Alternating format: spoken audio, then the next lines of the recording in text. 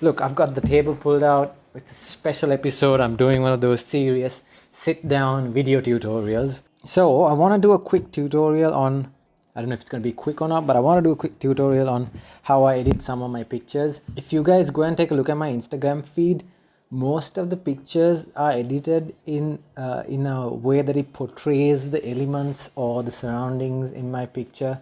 It gives a larger than life kind of vibe, because most of the time I play around with colors a lot. So obviously you guys need to start out with making sure that you shoot all your pictures in RAW. What that basically means is that you will be saving a lot more information on your files than if you were shooting JPEGs. Let me see, let's see, where's this photo? When you're a beginner, you download lots, right? You know, take a look at all these people on Instagram and these influencers like Peter McKinnon or Chris Howe, all these guys, or Matty Harpoya. They all have their own filters or LUTs that they use. If it's video, it's LUTs. If it's pictures, it's filters.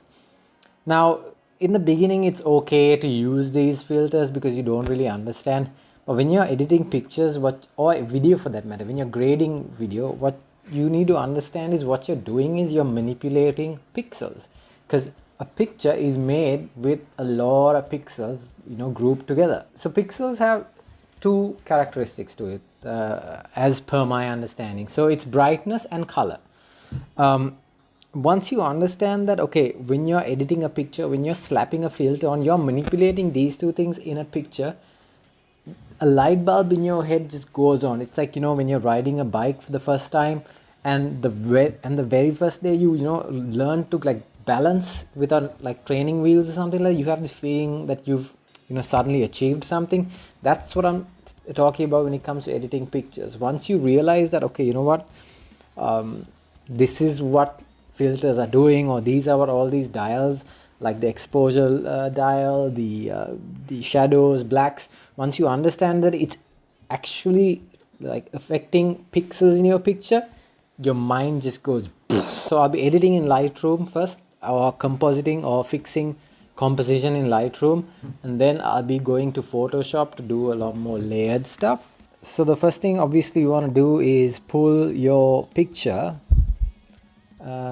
Ooh, look at that, the sneak peek of a picture. Do you guys want to know how to edit pictures like that? I'll give you guys a quick before and after. The reason I always start with Lightroom is Lightroom just helps you compose your picture. Obviously when this picture was taken with a certain look in mind, but obviously you need to recompose stuff, and that's why I love Lightroom, because it lets you do that. Now the main place where this picture is going to sit is going to be Instagram. Obviously you need to crop it to 4:5, so that it's going to be the right aspect ratio for Instagram. Now the reason it's 4:5 is that Instagram is a mobile application, and when you look at vertical video, and this is the maximum real estate that you can put on your news feed or your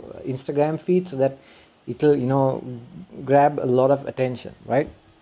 Now the first thing I'm going to do is obviously I'm going to fix a bit of the angle, because I feel like the picture isn't taken straight. Now again, I'm going back to what I said before. You're targeting pixels, right? So there are these sliders on the side. When I edit a picture, I always click on auto first, simply because computer screens are different from one to the other, right? Mainly because each screen has a different level of brightness that you can set to your screen, so it's gonna be very deceptive. So that's why if you look at the top right corner, there is something called your scopes, right? That shows whether you are overexposing or whether you are underexposing. So use that as much as you can, because if you try to rely on your eyes, and if your display is a warmer display, or if it's a colder display, or if it hasn't got accurate colors, it's gonna mess your edit up. Because once you put it online and go downstairs or open your phone up and check the picture on your phone, it's gonna have a completely different edit. This has happened to me time and time again. So that's why I hit automatic, because nowadays all these editing softwares, they're pretty smart, you know, they detect a lot of things and they try and give you the best exposure overall. And this is where my starting point is. So I'm gonna re-straighten myself a bit. Yeah, that looks a lot more straight. Okie dokes. So the first, to me, this looks perfectly exposed. I'm gonna brighten it up a little bit more. When I told you a picture is made out of different pixels, you're handling the brightness of each pixels in the basic tab here. When you're looking at exposure, contrast, highlight, shadows, whites, blacks, you are targeting. I'm going to put the shadows back. You're targeting the brightness. But if you want to see how color affects your picture, now your picture is made up of these 8 colors. If you look at the HSL tab on Lightroom, you can see like 8 colors here. Okay, on these you can control the saturation, the hue and the luminance. The hue is basically the shade of the color. You can change the color to a certain amount, and the saturation is the level of color. If you reduce saturation, it's just going to remove the colors, and if you increase saturation, it's going to add more color. So, and the luminous is basically the brightness of each color, right? Now, if you reduce the levels of saturation, as I'm doing right now, one by one, you start understanding which part of the image is controlled by which color, right? Now, for example, if I bring back the blues, it's very obvious that the jacket I'm wearing and my jeans are predominantly blue, right? Now, what if you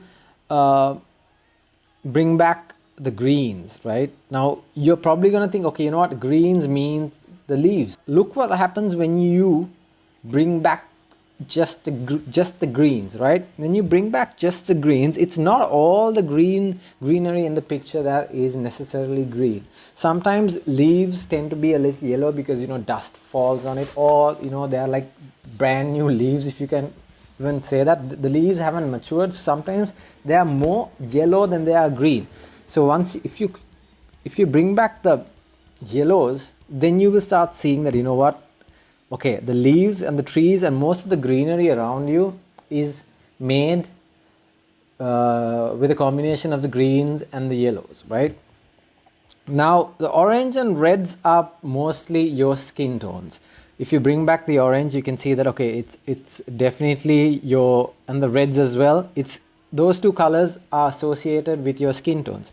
Now, once you like have a general understanding about these things, then you start realizing, you know what, if I have a certain image in my head, when I take a picture, I can bring that into my editing softwares and bring that picture to life. I love the teal and orange look, just like it's a very popular look and everybody loves it. I'm no exception to that. And I achieve that using this. I don't use a filter. Let's take a look at what hue does. If you take the blues and push it towards the teal side, right? Look at what it does to my clothes, right? It makes it look slightly, you know, it adds a little bit of green to it. So there itself, you are almost getting to the teal look. Now let's take a look at what happens when I push the greens and the yellows. I mean, come on. I didn't need a filter. That's it. That is essentially what teal and orange does.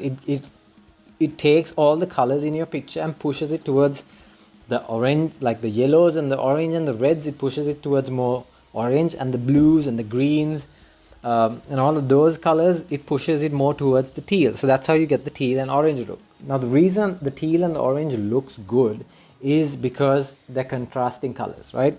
If you want to know what contrasting colors is, just Google it. This orange is not orange enough for me. It's not as bright as I want it to be. That's it for Lightroom. Now, the thing I'm going to do is I'm going to right click on the picture at the bottom left here and go and click edit in Photoshop, right? So this is where I break my image into separate layers. So let's let that load. How's your day been? How's the lockdown or the curfew been these days? I mean, when you take Photoshop, the first thing I do is I duplicate my base layer, because obviously you're going to start editing this. If you mess things up, you can just delete everything and start all over again. So like I said, I want to make the greens and the oranges, like the greens and the yellows, a lot more orange than what it is, right? So what I'm going to do is I'm going to add something called a hue and saturation effect. I'm going to add something called a hue and a saturation effect, right?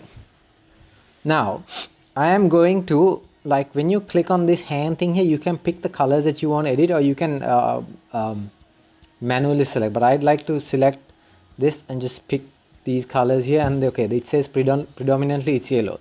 Now when you use this tab, if you can see, you can take all the yellows and push the colors to wherever you want to push it to. Now as you can see, remember, when you're pushing these colors, you also need to make note that, look at that, the face is getting affected too. So you need to take these things into account, right? Okay, so once you have something like this, or if once you land with something that you are okay with, let's go take the greens and push. I'm okay with what I'm seeing right now. Everything around me is reddish and it's green. Let's just go back to the yellows again and reduce saturation a tad bit. A bit towards the orange side, and then increasing the saturation as much as I can, just to give that, like that yellow, that fall autumn kind of look. Because hey, in Sri Lanka we don't get it, so every picture that I take kind of push it towards that. So what you need to understand on Photoshop is that when you add like an effect layer like this, you have this white bar here.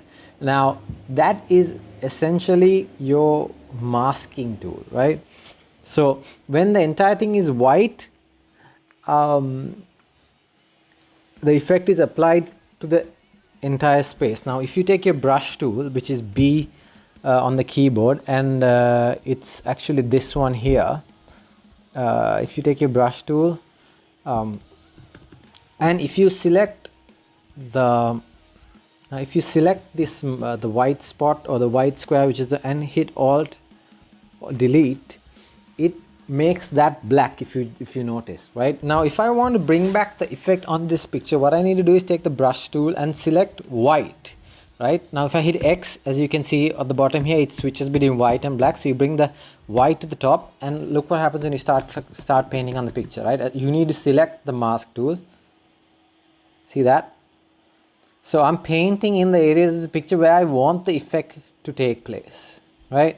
So I can easily go over myself because there is no like green in it, in this section of the picture, right? Or there's no yellows. But if I go over my face, it applies it. So I need to avoid my face and color everything that I need. I'm going to do is I'm going to color this area right now, but I'm going to go switch the color, bring the brush small. I just want to target this face, only zoom in a bit, and I'm going to reduce the feather or the hardness.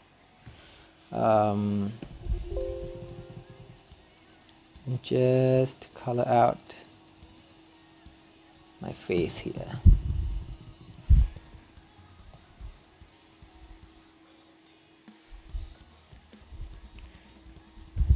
All right. So okay, that's how I bring in the orange, right? I take most of the colors that are closer to orange and push everything towards that, right? Now let's take a look at the subject. Okay, now when I want to make the subject prominent, right? But let's just name this orange. So I'm gonna add another hue layer just to tackle, okay, where do I get teal from? The only blue in this color is what I'm wearing. So I'm going to push the blues a little towards the teals, right? Now you can do it in the same orange, in the same hue tab, but I prefer putting in two. It's just a personal preference, so that I can see the difference, right? So I'm going to do the same thing that I did before. See, it's going to select the blues. I'm going to push it slightly towards teal. And that makes the image pop a little bit more. I'm going to give it, actually no, that alone just makes the image pop a little bit more than what it normally has, right? Now, I don't want my entire body to be teal, so I just want the jacket that I'm wearing to be teal, and I want my jeans to remain the same blue color. So as I did before, I'm gonna select the mask area, select the brush tool, right? Increase the size, and I'm gonna hit, now it's selected black, so that's the color I need. So if you go down and if you see if I start painting over my jeans, then it's going to remove the effect because I'm coloring black on, as you can see here, I'm coloring, it's not going to affect this section, right? Now what I need to do is I need to make the subject pop. Now the subject in this picture is me. So what I'm going to do is I'm going to try and cut myself out of this and keep myself on a different layer. Now how do you do this? Now when you go to the left corner, you can select something called the quick selection tool, right? It's just like a brush. So what this does is when you click on it, Photoshop is so smart, you can select yourself, right? Now ideally I would do this with the pen tool because you can get a lot more accurate with it. As you can see, let's say you select, if you go outside like this and it doesn't match, if you want to bring that back in, if you press Alt, you can see the sign in the middle becomes a minus. That means you're unselecting or deselecting. So just hit Alt and color it out again, and then you're going to be fine. So increase the brush size whenever needed, and decrease it, and try and get as accurate as you can with the quick selection tool. This is the fastest way to get it done.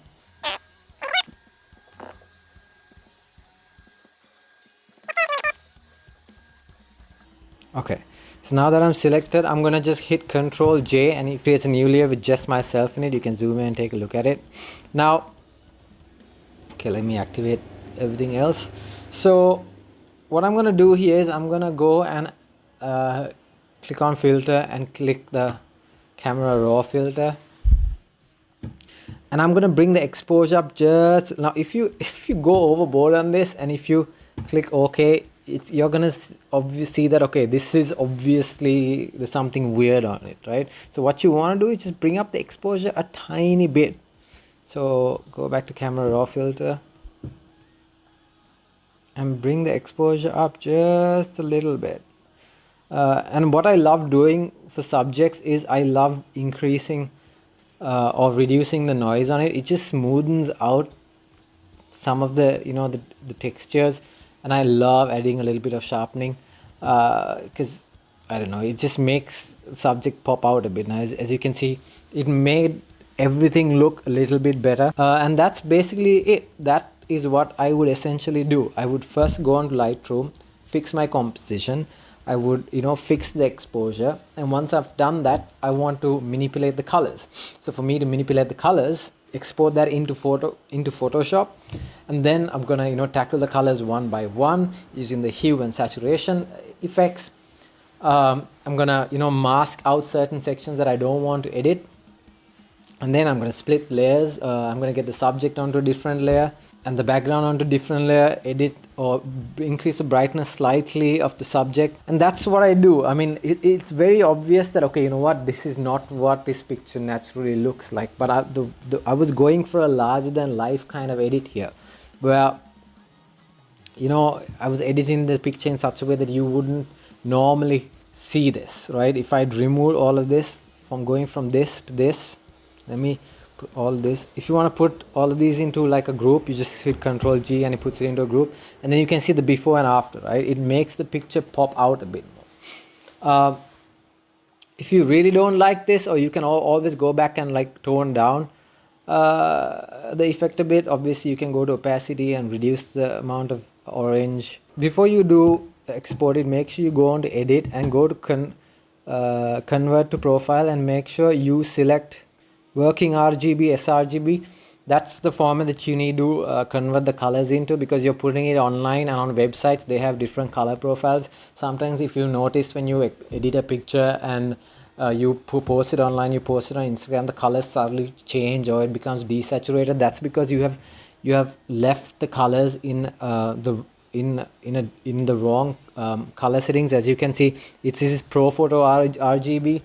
The internet does not support Profoto RGB. You need to convert it into Adobe RGB or sRGB. That's what you need. So make sure you convert everything. Once you convert it, as you can see, the layers flatten. You should either do that last or in the beginning before you edit everything.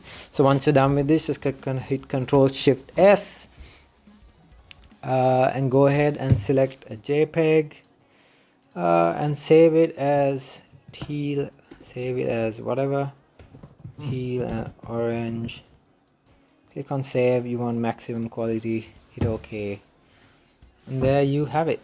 This is your final picture, guys. I hope this was interesting. Obviously when it comes to editing stuff like that, there's so many different ways to do it. People who are really good at Photoshop and who are really good at using these softwares have different ways of tackling these problems or having different steps to do it. This is how I do it.